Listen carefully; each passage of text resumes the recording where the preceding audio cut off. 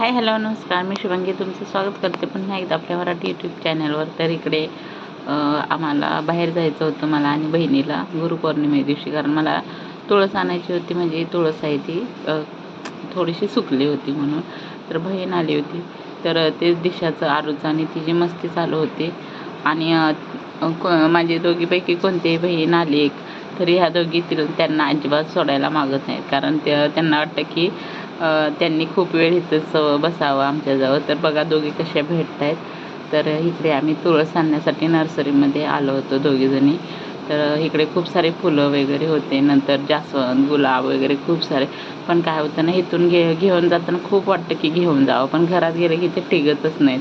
का माहिती काय होतं. म्हणून आम्ही खूप मोह आहे तर तो आम्ही थोडंसं त्याला कंट्रोल केला. कारण आम्ही खूप सारे फुलं झाडं घेऊन गेलो, पण टिकत नाहीत. एखादंच कोणतं तरी फुलं टिकतं, बाकीचे गुलाब वगैरे तरी नाहीच होत. तर मला फक्त तुळस घ्यायची होती, तुळस घेतली आणि नंतर मग आम्ही दोघी चालत चालत घरी गेलो. तर बघू शकता खूप सारं ट्रॉफिक आहे. कारण आता कामावरून सुटणारे जे कोण वर्कर वगैरे आहेत तर त्यांना घरी जायची घाई खूप. तर खूप सारं ट्रॉफिक होतं आहे. तर आम्ही एका साईडून आपलं घरी निघालो होतो. तर इकडे आमच्या दोघींचं चाललं होतं बोलत बोलत मस्त. दोघीच होतो, मुलांना वगैरे कोणत्याच घेतलं, तिच्याही माझ्याही मुलींना घेतलं नाही. चौघांनाही घरीच बसा म्हणून सांगितलं होतं. तर तिकडे संध्याकाळी बघा बाप लेकींची मस्ती. तर एक जाते कराटेला, एक जाते लाठीकाठीला. तर त्यांचं असं मत आहे की बघू तुला कराटेमध्ये किती म्हणजे काय शिकवलं, तुला हे येतं का ते येतं का. तर ती चाललेलं आहे तिचं प्रॅक्टिस.